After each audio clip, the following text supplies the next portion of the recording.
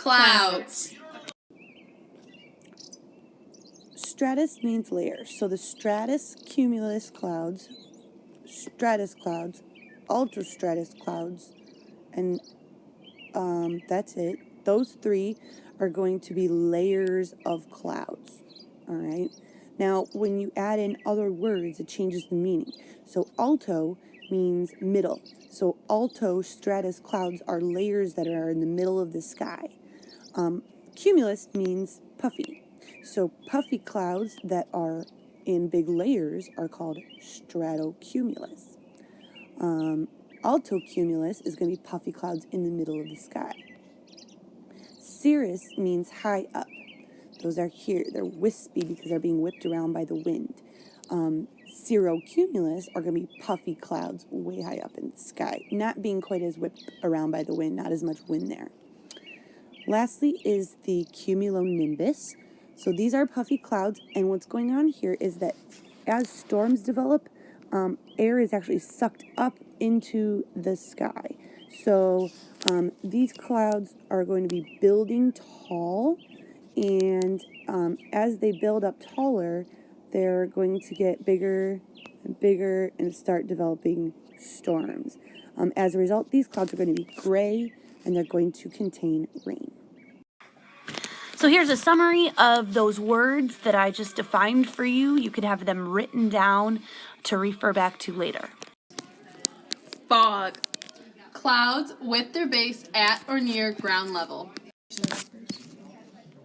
Type of precipitation depends on the temperature in the lowest atmosphere. Rain. Drops of water that fall and have a greater diameter of 0.5 milliliters. 0.5 millimeters equals drizzle. Snow. At low temps and low moisture. So rain actually should be drops of water that are greater than 5 millimeters large. If it's drizzle, that's anything that's less than 0.5 milliliters in size. So these are tinier than a half a millimeter. For snow, it's any rain that is at a low temperature and a low moisture level, and that's going to create the snow.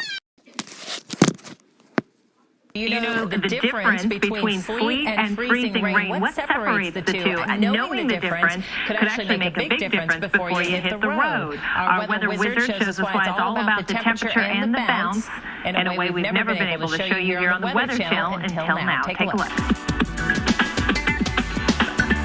In the winter, we talk about several types of precipitation. There's snow, but then there's also sleet and freezing rain.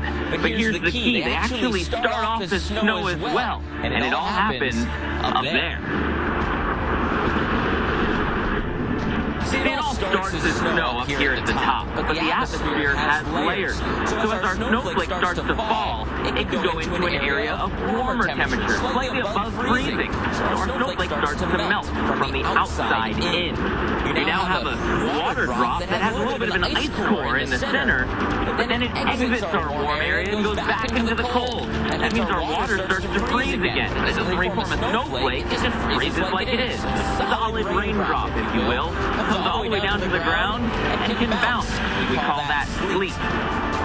Freezing rain works a little bit differently. It does begin as a snowflake and it starts to fall through the atmosphere. However, it enters a warm area that is much deeper, so that snowflake melts all the way down. It's now just a regular old raindrop, and it continues all the way down to the surface of the ground. But here, at the surface, it's actually below freezing still, so that liquid water hits the ground and freezes right on contact.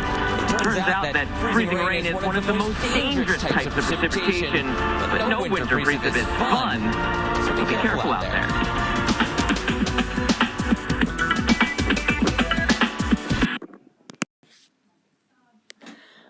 So all precipitation starts as snow high up in the atmosphere here where it's very cold.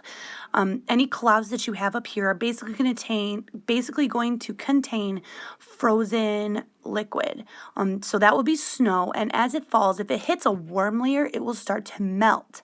If it then hits a sub-freezing temperature or extremely cold temperatures, it will refreeze, and so that will be sleet. There are a few definitions you're going to need to get for Chapter 18, Section 1. Those definitions are evaporation, condensation, sublimation, and deposition.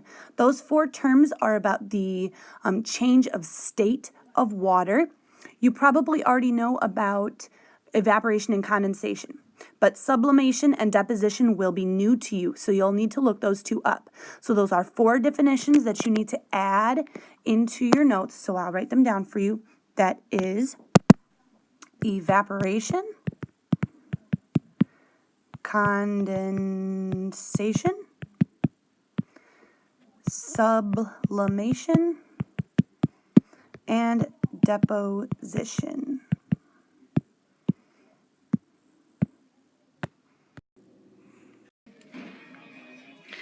Okay, the last thing you need to do today is look up what latent heat is. You need to know 2 things. Number 1, what is it? So you need to define latent heat. You also need to tell me how latent heat is released. Okay, how it is released. So you just need to show me or show Mr. Mosel your 4 definitions and your description of latent heat to get your points for today.